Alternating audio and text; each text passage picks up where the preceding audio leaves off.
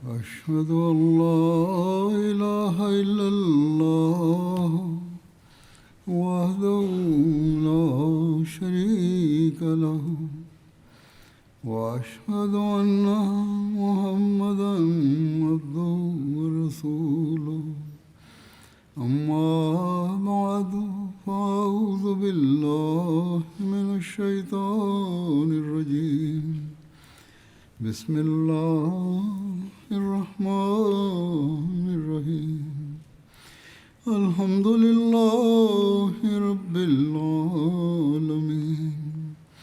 الرحمن الرحيم مالك يوم الدين إياك نعبد وإياك نستعين اهدنا الصراط المستقيم صراط الذين أنعمت عليهم غير المغضوب عليهم ولا الضالين.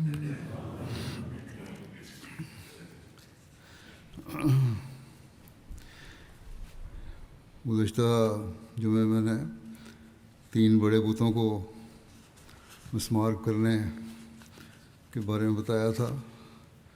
اس کی مزید تفصیل یوں بیان ہوئی ہے.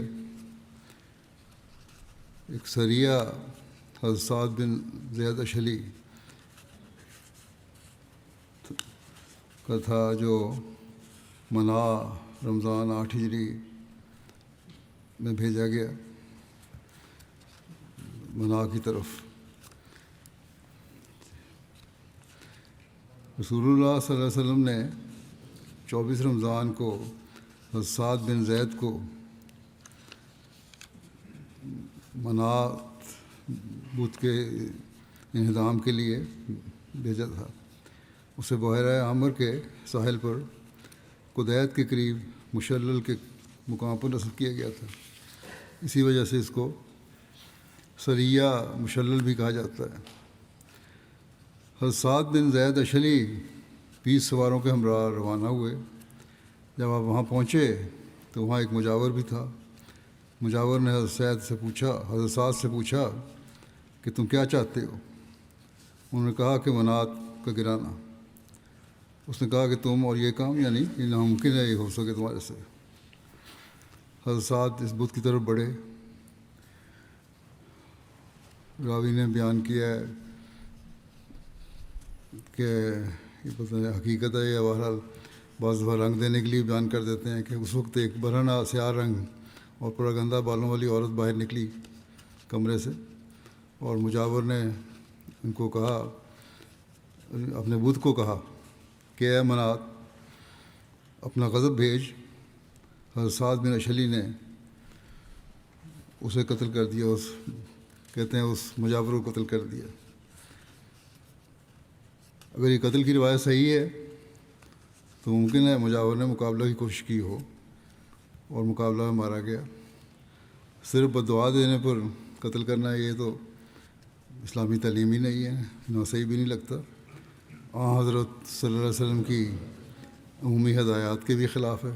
بہرحال پھر آپ اور آپ کے ساتھی بت کی طرف متوجہ ہوئے اور اسے توڑ دیا. پھر اپنے ساتھیوں کے ہمراہ رسول اللہ صلی اللہ علیہ وسلم خدمت میں حاضر ہو گئے. ابن ہشام نے لکھا ہے کہ رسول اللہ صلی اللہ علیہ وسلم نے منات کی طرف ابو سفیان بن حرب کو روانہ کیا تھا.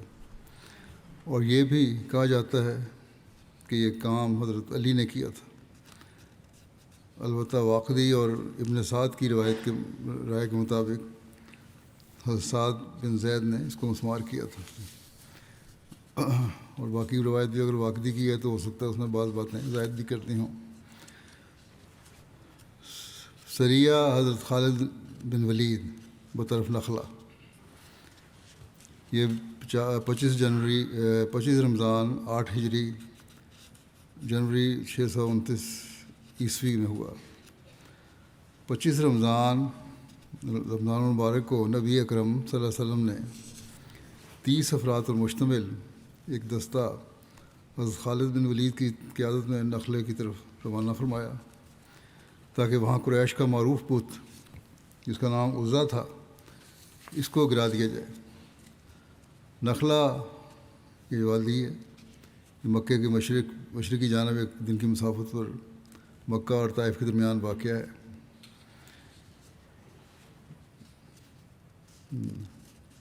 یہ نخلا کے مقام پر ایک گھر تھا جس کے نگران و نگہبان بنو شیبان تھے، یہ بنو ہاشم کے حلیف تھے۔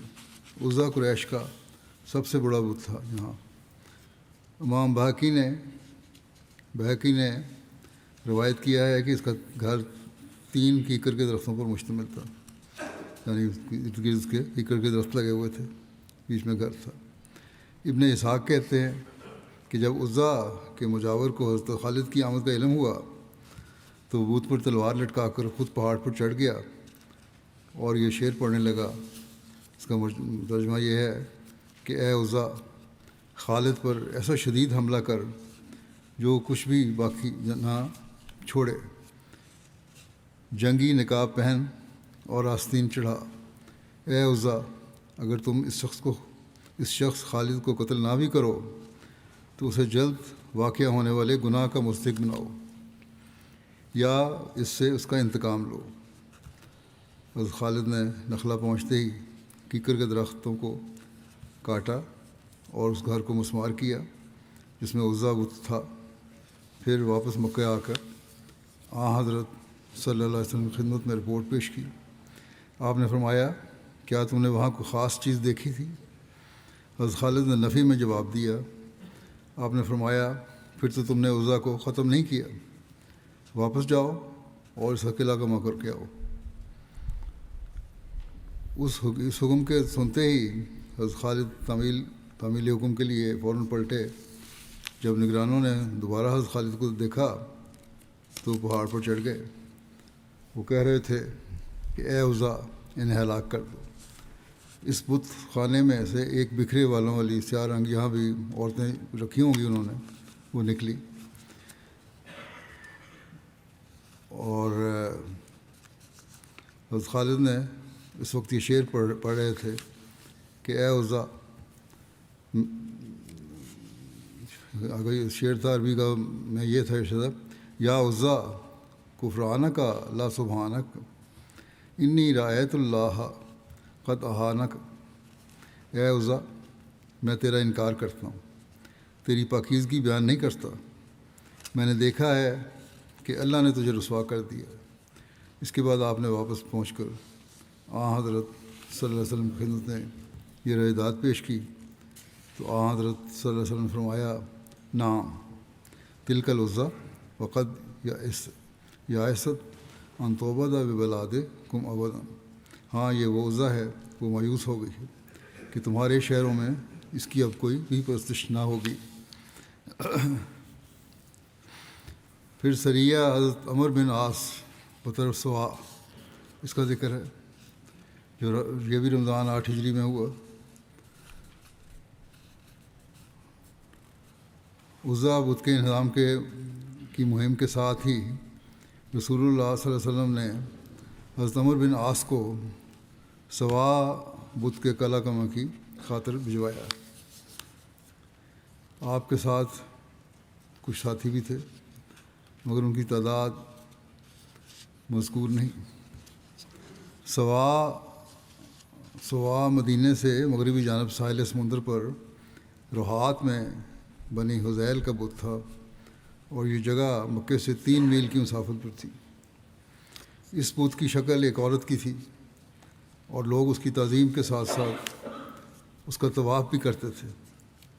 اس کے مجاور بنو لایان تھے جو حذیل ہی کی ایک شاخ ہے۔ قرآن کریم میں کچھ بتوں کا نام لے کر ذکر کیا گیا ہے، اس میں اس بت کا بھی ذکر ہے، چنانچہ سورہ نوح میں آتا ہے، وَقَالُوا لَا تَذَرُنَّ آلِهَتَكُمْ لَا تَذَرُنَّ آلِهَتَكُمْ وَلَا تَذَرُنَّ وَدًّا وَلَا سُوَاعًا وَلَا يَغُوثَ وَيَعُوقَ وَنَسْرًا۔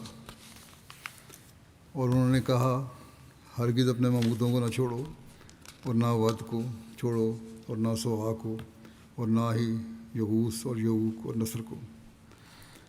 حضرت ابن عباس سے روایت ہے کہ وہ بت جو کہ قوم نوح میں تھا وہ بعد میں عربوں میں آ گئے،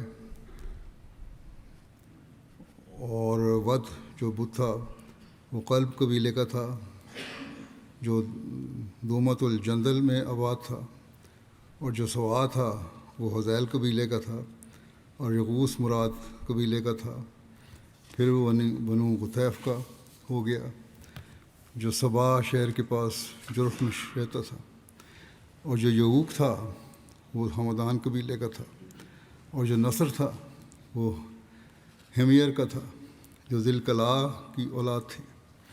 دراصل یہ سب ان چند نیک ناموں کے نام ہیں، نیک آدمیوں کے نام ہیں جو حضرت نوح کی قوم میں سے تھے۔ جب وہ مر گئے تو شیطان نے ان کی قوم کے دل میں یہ ڈالا کہ ان جگہوں پہ جہاں وہ بیٹھا کرتے تھے بت کھڑے کر دو اور ان کے ناموں پر ان کے نام رکھو۔ چنانچہ انہوں نے ایسا ہی کیا، اور انہیں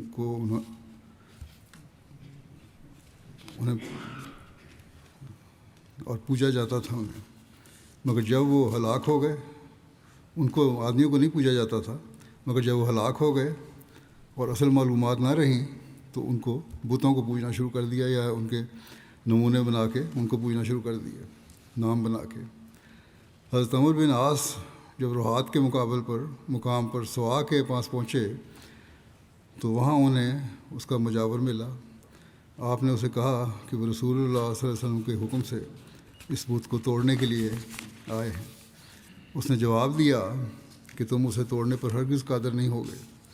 آپ نے وجہ پوچھی تو اس نے جواب دیا کہ تم بہرحال روک دیے جاؤ گے۔ آپ نے کہا تم پر افسوس، کیا یہ سن سکتا ہے اور دیکھ سکتا ہے؟ پھر آپ نے آگے بڑھ کر اسے توڑ دیا اور اپنے ساتھیوں سے کہا کہ وہ اس کوٹری کو بھی مسمار کر دیں جو اس کے ساتھ بنی ہوئی تھی۔ انہوں نے اسے بھی مسمار کر دیا۔ پھر آپ نے اس مجاور سے پوچھا اب بتاؤ۔ اس نے اپنے معبود کا یہ حال دیکھا تو فوراً بول اٹھا میں اللہ کی اطاعت کرتا ہوں اور اسلام قبول کرتا ہوں۔ اس حوالے سے بھی اس بات کی تصدیق ہوتی ہے کہ پہلے جو مجاور کو یا کسی کو قتل کرنے کا جو قصہ بیان ہوا ہے وہ بہرحال محل نظر ہے۔ سریہ حضرت خالد بن ولید بطرف بنو جزیمہ، یہ بھی شوال 8 ہجری کا ہے۔ فتح مکہ کے بعد جب حضرت خالد بن ولید عزا بت کو گرا کر واپس تشریف لائے تو حضرت صلی اللہ علیہ وسلم نے بنو جزیمہ کی طرف بھیجا۔ یہ قبیلہ بنو کنانہ کی شاخ تھا جو مکے کے یلملم کی جانب آباد تھا۔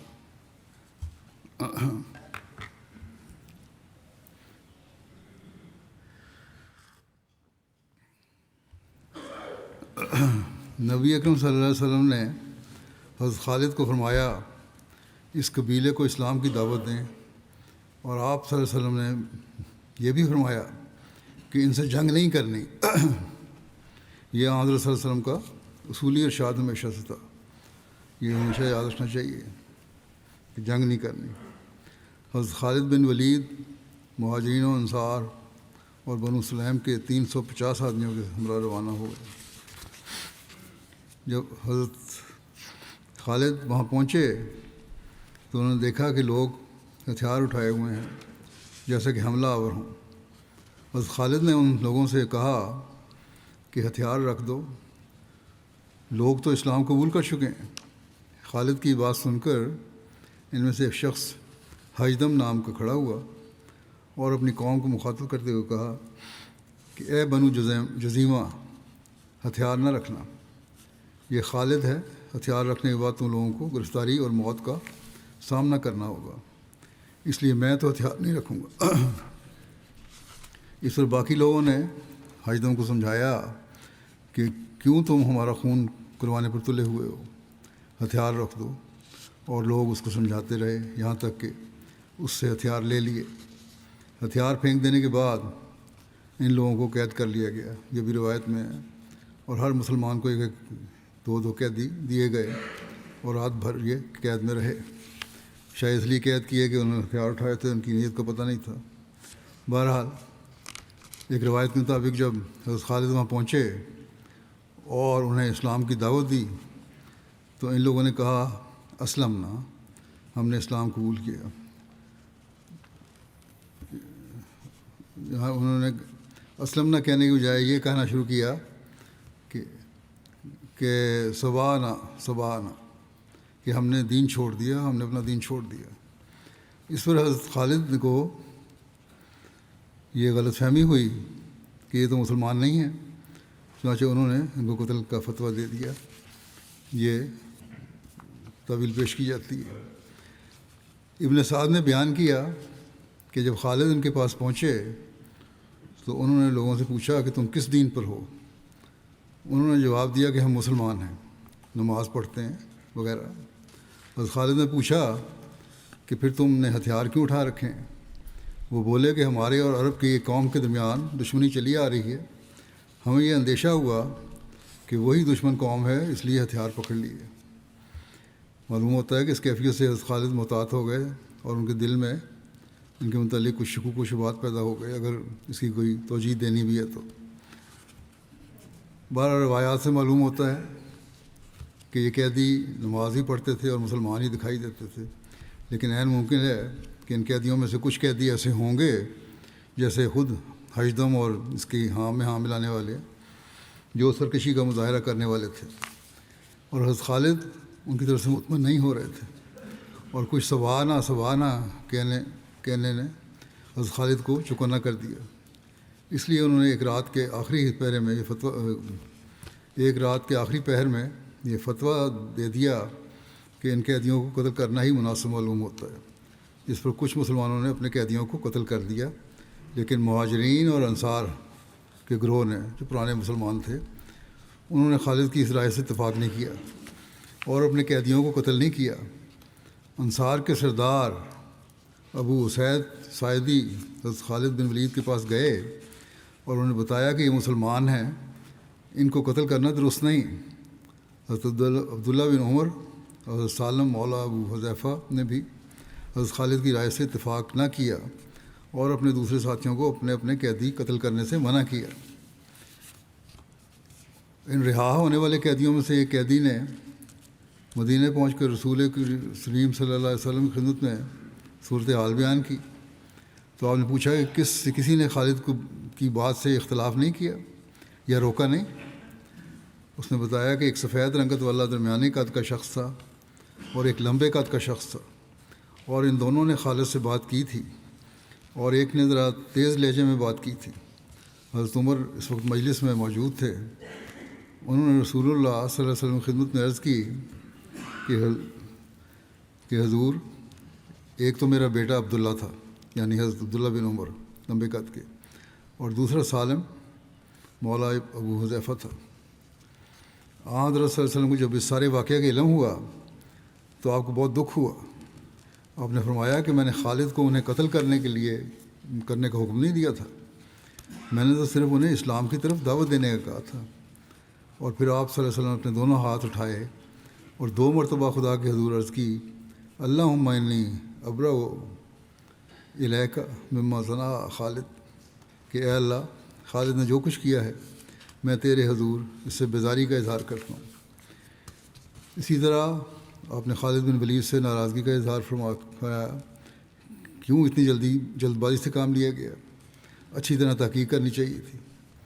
پھر آپ صلی اللہ علیہ وسلم نے حضرت علی کو بنو جزیمہ کی طرف ان کے مقتولین کی دیت ادا کرنے اور سارے معاملے کی تحقیق کرنے کے لیے بھیجا۔ حضرت علی نے وہاں جا کر تمام مقتولین کے ورثاء کو خون بہا ادا کیا، اور ان کے جو اموال مسلمانوں نے لیے تھے وہ سب انہیں واپس دیے، یہاں تک کہ لکڑی کا وہ برتن بھی واپس کیا جس میں کتا پانی پیتا تھا۔ سب کو دیت وغیرہ کی رقوم دینے کے بعد حضرت علی کے پاس کچھ مال بچ گیا، تو آپ نے بنو جزیمہ کے لوگوں سے پوچھا کہ کوئی ایسا شخص رہ گیا ہو جس کے کسی نقصان کا ازالہ نہ ہوا ہو؟ سب نے کہا کہ نہیں۔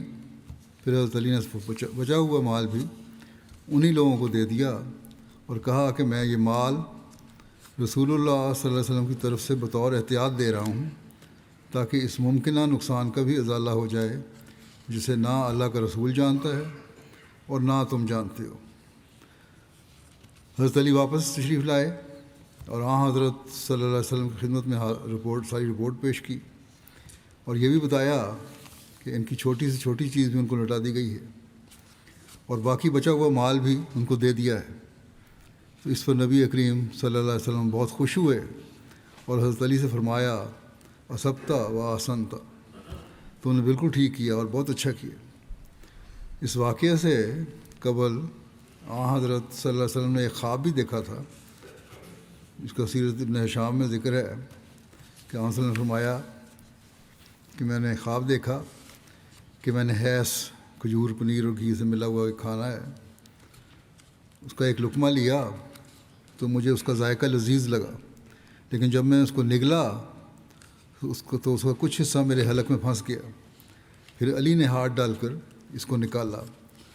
حضرت ابوبکر نے اس کی تعبیر کرتے ہوئے عرض کیا، یا رسول اللہ صلی اللہ علیہ وسلم، یہ آپ کے بھیجے ہوئے سرایہ میں سے ایک سریہ ہے جسے آپ روانہ کریں گے۔ اس کی کچھ چیزیں تو آپ کو پسند آئیں گی اور کچھ قابل اعتراض ہوں گی، پھر آپ علی کو روانہ کریں گے اور وہ اس میں آسانی کر دیں گے، یعنی معاملہ کو درست کر دیں گے۔ چنانچہ اس سریہ کے واقعات سے یہ خواب پورا ہو گیا۔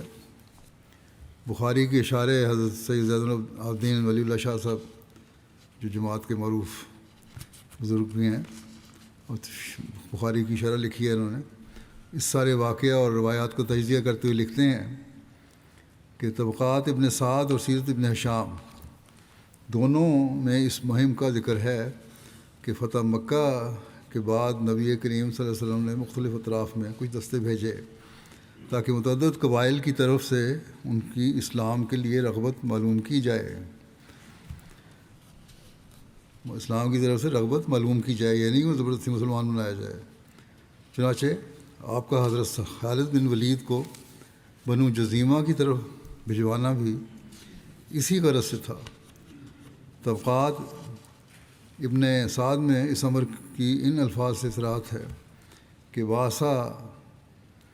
بآساہ الی بنی جزیمہ داعین الی الاسلام ولم یبعث مقاتلا، کہ یعنی نبی کریم صلی اللہ علیہ وسلم نے 350 مہاجرین اور انصار کے ساتھ حضرت خالد بن ولید کو شوال 8 ہجری میں بنو کنانہ کے قبیلہ بنو جزیمہ کے پاس بھیجا جو مکے کے قریب یلملم کے اطراف میں آباد تھا، اور انہیں وہاں لڑنے کے لیے نہیں بلکہ دعوت اسلام کی غرض سے بھیجا تھا۔ یہ قبیلہ اسلام کی طرف راغب تھا۔ اس مہم کا نام یوم القمیصہ بھی ہے۔ قمیصہ سے مراد چشمے سے نکلنے والا پانی ہے۔ مکہ مکرمہ کے قریب بادیہ میں ایک مقام تھا جہاں بنو جزیمہ رہتے تھے۔ حضرت عبداللہ بن عمر جو اس روایت کے راوی ہیں اس مہم میں موجود تھے، ان کے بیان میں اختصار ہے۔ ابن اسحاق نے واقعہ کی تفصیل بیان کی ہے۔ اس سے معلوم ہوتا ہے کہ بنو جزیمہ کے ایک مخصوص حصے نے اسلام قبول کرنے سے انکار کیا اور اکثر مسلمان ہو چکے تھے۔ منکرین اسلام مسلح ہو کر لڑنے لگے، جس کی وجہ سے حضرت خالد بن ولید نے ان کا مقابلہ کیا اور شکست ہونے پر وہ قید کیے گئے۔ ان میں سے بعض اپنے آپ کو نرغے میں دیکھ کر سبحانہ سبحانہ کے الفاظ سے اپنے اسلام کا اظہار کرنے لگے۔ سبحانہ کے معنی ہیں ہم صابی ہو گئے، یعنی اپنا دین تبدیل کر لیا۔ حضرت صلی اللہ علیہ وسلم مکہ مکرمہ میں لفظ صابی سے تندن پکارے جاتے تھے اور لوگوں کو اس لفظ سے نفرت دلائی جاتی تھی کہ انہوں نے اپنا دین بدل لیا ہے۔ بہرحال لڑنے والوں نے واضح طور پر اور انشراح سے اسلام قبول کرنے کا اظہار نہیں کیا تھا، بلکہ وہ سوانہ کا لفظ استعمال کرنے لگے۔ اس فکرے سے وہ اپنے آپ کو لڑائی میں قتل سے بچانا چاہتے تھے، بچا نہ سکے۔ حضرت عبداللہ بن عمر کا بیان ہے کہ انہوں نے حضرت خالد بن ولید کے پیغام پر اپنے قیدی قتل نہیں کیے اور حضرت صلی اللہ علیہ وسلم سے اس واقعے کا ذکر کیا جس پر آپ نے ہاتھ اٹھائے اور حضرت خالد بن ولید سے بیزاری اور ناراضگی کا اظہار فرمایا۔ ابن اسحاق اور ابن سعد کے بیان میں ہے کہ مجاہدین میں بنو سلیم اور مدلج قبیلے کے جنگجو بھی شامل تھے، جو بنو جزیمہ کے طرح بنو کنانہ کی ایک شاخ تھے، اور جزیمہ کو اس سے پہلے کسی جنگ میں نقصان پہنچا چکے تھے۔ جب بنو جزیمہ نے بنو سلیم و مدلج کو مجاہدین اسلام کے لشکر کے ساتھ دیکھا تو وہ ان سے مقابلہ کرنے کے لیے مسلح ہو گئے۔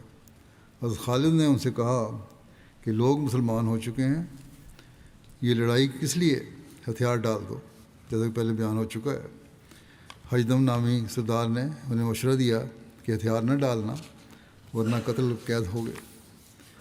قوم کے بعض لوگوں نے اسے روکا اور کہا کہ خون ریزی کیوں کراتے ہو، لوگ تو مسلمان ہو چکے ہیں۔ ابن ہشام کی روایت سے پایا جاتا ہے کہ ان قبائل بنی کنانہ کے درمیان بعض خون ریزیوں کے انتقام کا سوال بھی تھا، جس کی وجہ سے بعض لڑے اور مارے اور قید کیے گئے۔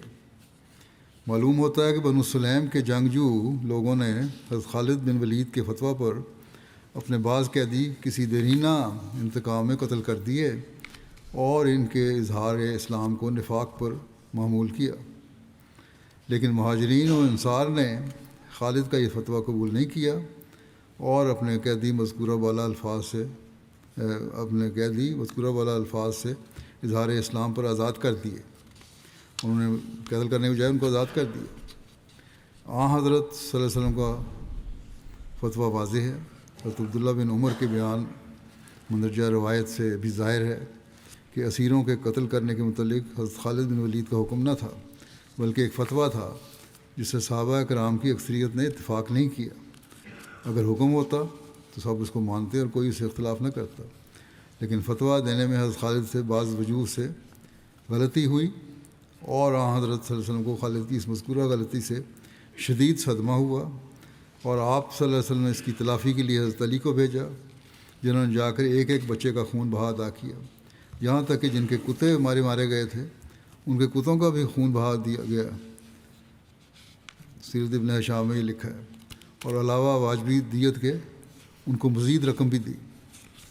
امام باقر نے بھی حضرت علی کے ذریعہ تلافی نقصان کرنے کا ذکر کیا ہے کہ حضرت خالد لڑائی میں انہیں قتل اور قید کرنے لگے۔ اس سے مراد یہ نہیں تھی کہ ہتھیار ڈالنے پر بھی انہیں قتل کرنے لگے۔ ابن سعد نے اس تعلق میں جو روایتیں نقل کی ہیں، ان میں سے ایک روایت بحوالہ ابن اسحاق حضرت ابن ابی حضرت اسلمی کی ہے۔ وہ اس رسالے میں موجود تھے اس فوج میں۔ ابن سعد کے بیان سے ظاہر ہے کہ بعض نے لڑائی کی، اور یہ ذکر بھی ہے کہ بنو جزیمہ کو مسلح دیکھ کر حضرت خالد نے ان سے دریافت کیا، ما بال السلاح علیکم، کیا بات ہے تم ہتھیار اٹھائے ہوئے ہو؟ انہوں نے کہا کہ ہمارے درمیان اور بعض عرب قبائل کے درمیان پرانی دشمنی ہے، سو ہم اس بات سے ڈرے کہ تم وہی لوگ ہو، اس لیے ہم ہتھیار بند ہو گئے۔ حضرت خالد نے انہیں قید کرنے کے لیے حکم دیا، ان کے بازو جکڑے گئے اور انہیں اپنے ساتھیوں میں تقسیم کر دیا۔ امام ابن حجر نے یہ حوالہ نقل کر کے لکھا ہے کہ لڑنے والوں نے لڑائی کے بعد اپنے آپ کو سپرد کیا۔ امام بخاری کی روایت میں اختصار ہے، اور کتاب مغازی کی روایت میں جو واقعات بیان ہوئے ہیں ان میں بھی واضح ارتباط نہیں ہے، البتہ اس سے مجملاً معلوم ہوتا ہے کہ جو جھڑپ اس تبلیغی مہم کے دوران ہوئی ہے اس میں زمانہ جاہلیت کی کسی خون ریزی کا دخل ضرور تھا۔ محض لفظ سبانہ سے متعلق اختلاف رائے پر بعض قیدیوں کا قتل کیے جانا بعید از عقل ہے، خصوصاً جب مہاجرین و انصار برملا فتویٰ مذکورہ بالا کے خلاف تھے۔ خطابی کہتے ہیں کہ نبی کریم صلی اللہ علیہ وسلم کے اس فکرے سے کہ اللہم انی ابرأ الیک مما صنع خالد، ظاہر ہے کہ آپ نے فیصلہ میں حضرت خالد کی جلد بازی اور لفظ سبانہ سے متعلق عدم تحقیق کو برا منایا۔ حضرت خالد کا فرض تھا کہ وہ پوری طرح معلوم کر لیتے کہ لفظ سبانہ کہنے والوں کی اس سے کیا مراد ہے۔ امام باقر کی روایت میں ہے کہ انہوں نے کہ حضرت صلی اللہ علیہ وسلم نے حضرت علی رضی اللہ عنہ کو بلایا اور ان سے فرمایا کہ ان لوگوں کے پاس جائیں اور جاہلیت کی بات اپنے قدموں میں مسل دیں۔ چنانچہ وہ گئے اور انہوں نے ایک ایک کی دیت دی۔ اس روایت سے ظاہر ہے کہ درینہ کینہ و بغض و انتقام واقعہ قتال کے پیچھے کار فرما تھا۔ جب آپ نے کہا کہ ماضی کی باتوں کو مسل دو، تو اب وہ پتہ لگ گیا تھا کہ کوئی پرانا کینہ ہے ان کے دلوں میں، اور اسی وہی وجہ بنا ہے قتل کی۔ آن حضرت صلی اللہ علیہ وسلم جب کوئی مہم روانہ فرمائی، اسے یہی ہدایت فرمائی کہ لڑائی میں جلدی نہ کرنا، آہستگی اور نرمی اختیار کی جائے اور مقابلہ کرنے سے قبل دعوت اسلام ہو، اس کے احکام واضح کیے جائیں تا حجت پوری ہو، اور جہاں سے اذان سنائی دے وہاں حملہ نہ ہو۔ مذکورہ بالا واقعہ میں خود قبیلہ بنو جزیمہ کی طرف سے اسلام قبول کرنے کا پیغام پہنچا تھا، جس پر مذکورہ بالا مہم اس صراحت کے ساتھ روانہ کی گئی کہ اس سے مقصود دعوت اسلام ہے، لڑائی نہیں۔ چنانچہ طبقات ابن سعد میں ہے کہ جب حضرت خالد بن ولید بنو جزیمہ کے پاس پہنچے تو انہوں نے ان سے دریافت کیا کہ تم کون ہو؟ انہوں نے کہا مسلمان، ہم نماز پڑھتے ہیں اور محمد صلی اللہ علیہ وسلم کو سچا ماننا ہے، اپنے آنگنوں میں مسجدیں بنائی ہیں اور ان میں اذانیں دی ہیں۔ حضرت خالد نے پوچھا پھر یہ ہتھیار کیسے؟ انہوں نے کہا ہمارے اور عربوں کی اور ایک قوم کے درمیان عداوت ہے، ہمیں اندیشہ ہوا کہ تم لوگ وہی نہ ہو۔ مذکورہ بالا وضاحت کے بعد ان کے ساتھ جنگ کسی صورت میں جائز نہیں تھی۔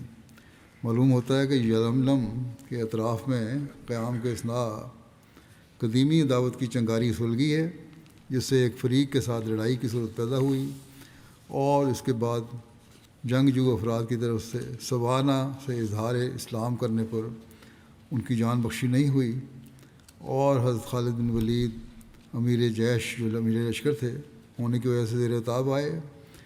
ابن ہشام نے حضرت خالد اور حضرت عبد الرحمن بن عوف کے اختلاف اور آپس کی ناراضگی کا بھی ذکر کیا ہے جو اس موقع پر دونوں کے درمیان ہوئی۔ حضرت عبد الرحمن نے ان سے کہا املتا امر الجاہلیت فی الاسلام، کہ آپ نے اسلام میں جاہلیت والی بات کی ہے؟ تو حضرت خالد نے انہیں جواب دیا انما اطاعت ابی کا، تو نے اپنے باپ کا انتقام لیا ہے، مجھے یہ بات کہہ کے۔ حضرت عبد الرحمن نے جواب دیا یہ درست نہیں، کیونکہ میں اپنے باپ کے قاتل کو مار کر بدلہ لے چکا ہوں، لیکن آپ نے اپنے چچا فاقہ بن مغیرہ کا بدلہ لیا ہے۔ اس پر جھگڑے سے دونوں ایک دوسرے سے بگڑے، حتیٰ کہ رسول اللہ صلی اللہ علیہ وسلم کو اس ناراضگی کا علم ہوا تو آپ نے خالد سے فرمایا میرے صحابہ سے متعلق ایسا خیال نہ کرو، خدا اگر احد جتنا سونا بھی تمہیں مل جائے، یہ ابتدائی صحابہ تھے، اگر احد جتنا سونا بھی تمہیں مل جاتا اور وہ اللہ کی راہ میں خرچ کر دو تو بھی میرے صحابہ میں کسی شخص کا مقام نہیں پا سکتے جو انہیں صبح شام ذکر الہی سے حاصل ہوتا ہے۔ سیرت ابن ہشام میں ابن اسحاق کی یہ روایت بھی موجود ہے، اور اس میں ذکر ہے کہ فاقہ بن مغیرہ مخزومی، اوف بن عبد اوف زہری اور عفان بن ابی العاص یمن کی طرف تجارت کی طرف گئے، اور واپسی پر ایک جزیمی شخص کا مال جو یمن میں مر گیا تھا لائے تا اس کے وارثوں کو دیا جائے۔ بنو جزیمہ کا ایک شخص خالد بن ہشام راستے میں ان سے ملا، اور جب اسے جزیمی شخص کی موت کا علم ہوا تو اس نے کہا کہ وہ اس مال کا حقدار ہے۔ انہوں نے دینے سے انکار کیا، اس پر آپس میں لڑائی ہو گئی، اور لڑائی میں اوف بن عبد اوف اور فاقہ بن مغیرہ دونوں مارے گئے، اور عفان بن ابی العاص اور ان کا بیٹا عثمان بچ نکلے، اور انہوں نے فاقہ بن مغیرہ اور اوف بن عبد اوف کا مال لے لیا، اور عبد الرحمن بن اوف نے موقع پر خالد بن ہشام کو قتل کر کے اپنے باپ اوف کا انتقام لے لیا۔ قریش بھی اس واقعے سے سخت طیش میں تھے، اور انہوں نے قبیلہ بنو جزیمہ پر حملہ کر کے اپنے مقتولین اور مالی نقصان کا بدلہ لینا چاہا، تو بنو جزیمہ نے کہا کہ تمہارے آدمیوں کا قتل ایک انفرادی واقعہ ہے، اس میں ہمارے ارادے کا دخل نہیں اور ہمیں ان کا علم نہیں تھا، ہم مقتولین کا اور مالی نقصان کا معاوضہ دے دیں گے۔ قریش نے ان کی معذرت اور تجویز کو قبول کر لی، جو سیرت ابن ہشام میں مروی ہے۔ یہ بہرحال یہ واقعات ہیں جو پس منظر ہے بعض چیزوں کا کہ کیوں دشمنیاں تھیں، تو یہ بھی ایک واقعہ اس میں لکھا ہے دشمنیوں کی وجہ بننے میں۔ اور واقعہ کا یہ وہ پس منظر ہے جس کی وجہ سے حضرت خالد بن ولید محل اعتراض بنے، اور صحابہ اسی وجہ سے حضرت خالد کے فیصلہ کے متعلق مطمئنہ تھے۔ بہرحال حضرت خالد کی طرف سے کسی قسم کا عذر بنایا نہیں جا سکتا، کیونکہ وہ صرف دعوت اسلام کی غرض سے بھیجے گئے تھے، جس میں کسی قسم کا جبر جائز نہیں تھا، اور صحابہ کرام کی اکثریت نے انہیں نیک مشورہ دیا تھا، اور جو قبول نہیں ہوا، اور بنو سلیم کو راتوں رات اپنے قیدی قتل کرنے کا موقع مل گیا۔ ابن اسحاق کی ایک روایت میں حضرت خالد بن ولید کا یہ عذر نقل کیا جا گیا ہے کہ انہوں نے اسلام قبول کرنے میں لوگوں کا انکار دیکھ کر حضرت عبداللہ بن حذافہ سہمی کے مشورے پر ان سے جنگ کی۔ اس بارے میں ابن اسحاق کے یہ الفاظ ہیں کہ بعض لوگوں کا بیان ہے جو حضرت خالد کو اس قتل کرنے سے معذور ٹھہراتے ہیں کہ عبداللہ بن حذافہ سہمی نے آپ سے کہا تھا کہ رسول اللہ صلی اللہ علیہ وسلم نے تمہیں ان لوگوں کو قتل کرنے کا حکم دیا تھا، اگر یہ اسلام سے باز رہیں۔ یہ عذر درست نہیں، کیونکہ امیر خالد تھے، نہ کہ عبداللہ بن حذافہ سہمی۔ خواہ یہ غلطی عمدن ہوئی ہے یا تاویلاً، بہرحال امیر لشکر اس غلطی کا ذمہ دار تھا، خصوصاً جب حضرت صلی اللہ علیہ وسلم نے تحقیق کے بعد خالد پر شدید ناراضگی اور ان سے اپنی بیزاری کا اعلان فرمایا۔ تو بہرحال اب ہمیں آپ صلی اللہ علیہ وسلم کا فیصلہ تسلیم کرنا چاہیے، اور یہ واقعہ معمولی نہ تھا کہ فیصلہ نبوی کے بعد اس کے لیے عذر تلاش کیے جائیں کہ خالد نے ٹھیک کیا یا نہیں غلط کیا۔ آپ صلی اللہ علیہ وسلم نے فرمایا تم نے غلط کیا اور بیزاری کا اظہار کیا، بس اتنا کافی ہے ہمارے لیے۔ بہرحال عذر تلاش کریں گے تو اس سے آزادی مذہب سے متعلق اصولی تعلیم جو ہے اسلام کی، اس پر زیادہ آتی ہے۔ حضرت صلی اللہ علیہ وسلم نے تو لڑنے والوں سے جنگ کی اجازت دی ہے اور تبلیغ اسلام میں نرمی برتنے کا ارشاد فرمایا ہے۔ حضرت صلی اللہ علیہ وسلم نے فتح مکہ کے بعد متعدد مہمیں دعوت اسلام کی غرض سے قبائل عرب کی طرف روانہ فرمائیں، اور ان کے امیروں کو صریح ہدایت کی گئی کہ اس میں لڑائی سے بچا جائے۔ کتب مغازی و تاریخ میں صراحت ہے کہ یہ وفود تو دعوت اسلام ہی کے لیے بھیجے گئے تھے۔ سیرت ابن ہشام اور طبقات ابن سعد کا بیان اس بارے میں گزر چکا ہے۔ علامہ طبری نے بھی بائیں الفاظ تشریح کی ہے کہ اللہ تعالیٰ کہ رسول اللہ صلی اللہ علیہ وسلم نے مکہ کے اطراف میں سرایہ روانہ فرمائے تا وہ لوگوں کو صنم پرستی بت پرستی سے ہٹائیں اور اللہ عز و جل کی عبادت کے لیے انہیں بلائیں، اور ان سرایہ کو لڑائی کرنے کا قطعاً حکم نہیں دیا تھا۔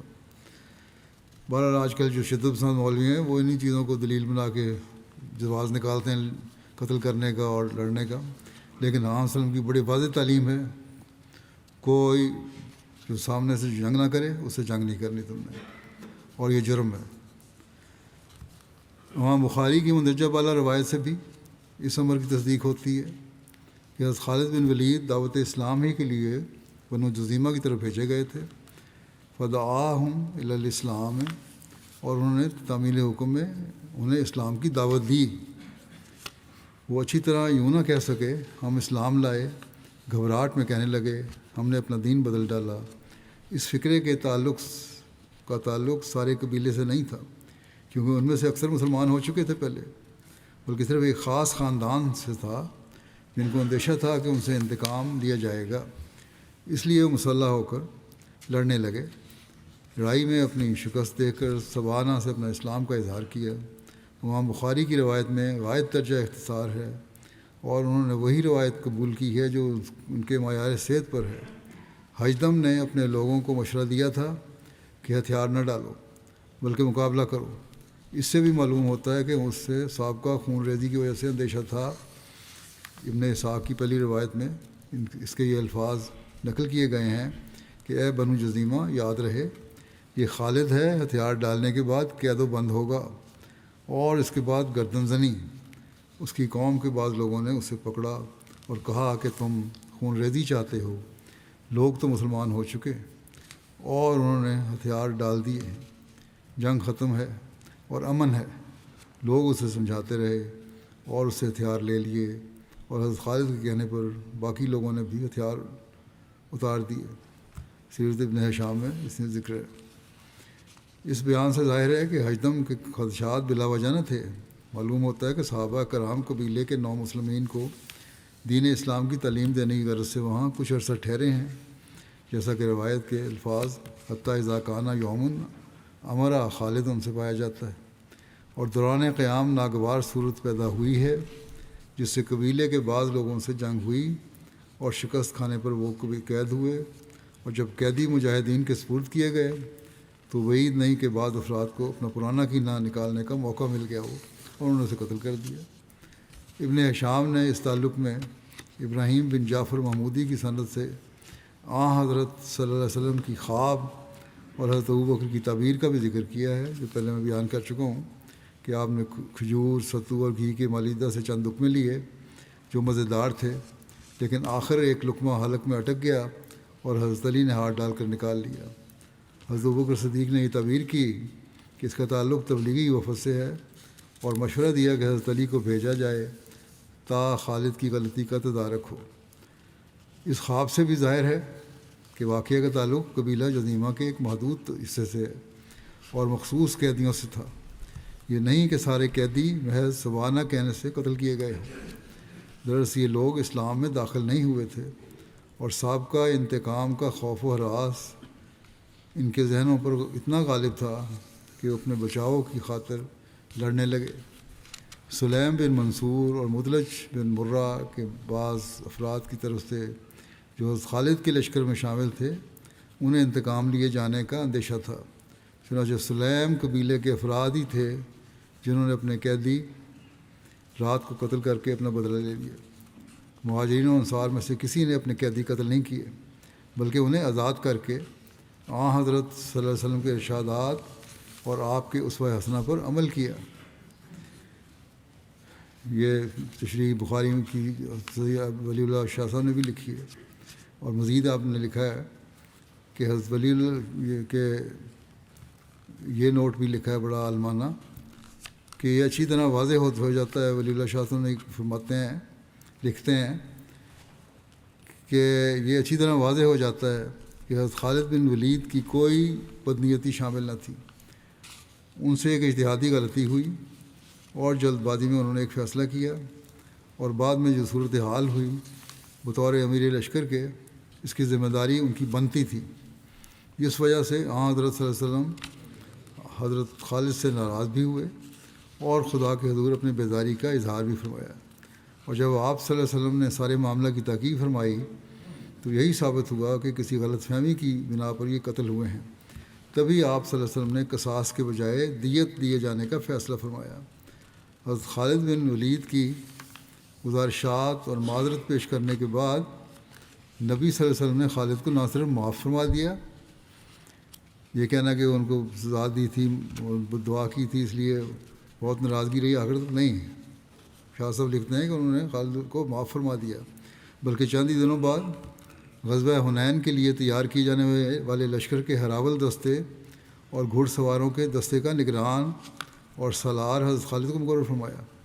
اگر ناراضگی اتنی تھی تو دوسرے دستے کا نگران نہ مقرر فرماتے، لیکن آپ صلی اللہ علیہ وسلم نے ان کو نگران مقرر فرمایا۔ اس کے علاوہ دو اور سرایہ کا بھی مختصر ذکر ملتا ہے۔ سریہ یلملم، حضرت صلی اللہ علیہ وسلم نے حضرت حشام بن عاص کی قیادت میں 200 افراد پر مشتمل یہ سریہ مکے کی جانب کے جنوب مشرق میں واقعہ یلملم کی طرف بھیجا، جو مکہ اور طائف کے درمیان 2 راتوں کے فاصلے پر واقع ہے۔ سریہ ارنا یہ عرفات کے سامنے ایک وادی ہے۔ بیان کیا جاتا ہے کہ نبی کریم صلی اللہ علیہ وسلم نے حضرت خالد بن سعید بن عاص کو 300 افراد کے لشکر کا امیر بنا کر اس طرف بھیجا تھا۔ بہرحال اس سرایہ کا ذکر محمد بن عمر واقدی نے کیا ہے، اس کے علاوہ کسی اور معروف سیرت نگار نے اسے بیان نہیں کیا، اس لیے مول نظر ہے کہ یہ صحیح بھی ہے کہ نہیں، اور نہ ہی مزید کوئی تفصیل اس کی ملتی ہے۔ البتہ ایک سیرت نگار نے یہ لکھا ہے کہ ہمارے علم کے مطابق کسی مورخ نے اس فوجی دستے کی کارروائیوں کی تفصیل کا ذکر نہیں کیا جس کی قیادت خالد بن سعید بن عاص نے ارنا تک کی تھی۔ ہاں اس بات میں کوئی اختلاف نہیں پایا جاتا کہ اسے حذیل قبیلہ کی طرف بھیجا گیا تھا جو ارنا میں قیام پذیر تھے۔ بہرحال اس سے حضرت صلی اللہ علیہ وسلم کی سیرت کا بھی بخوبی علم ہوتا ہے، کہیں بھی آپ نے سختی نہیں کی، اور یہ الزام بھی جو دشمنان اسلام لگاتے ہیں غلط ہے کہ جنگوں میں آپ نے قتل کروایا۔ آپ نے تو بڑی ناراضگیوں کا اظہار فرمایا جہاں غلطی سے بھی کچھ ہوا۔ تو آن وسلم کی باقی غزوات اور سرائے کا ذکر انشاءاللہ آئندہ ہوگا۔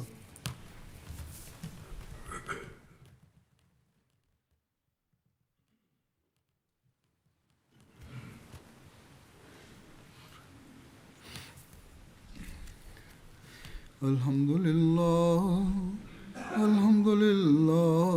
نحمده ونستعینه ونستغفره ونؤمن به ونتوکل علیہ ونعوذ باللہ من شرور انفسنا ومن سیئات اعمالنا من يهده الله فلا مضل له ومن يضلل فلا هادي له ونشهد أن لا إله إلا الله ونشهد أن محمدا عبده ورسوله عباد الله رحمكم الله إن الله يأمر بالعدل والإحسان وإيتاء ذي القربى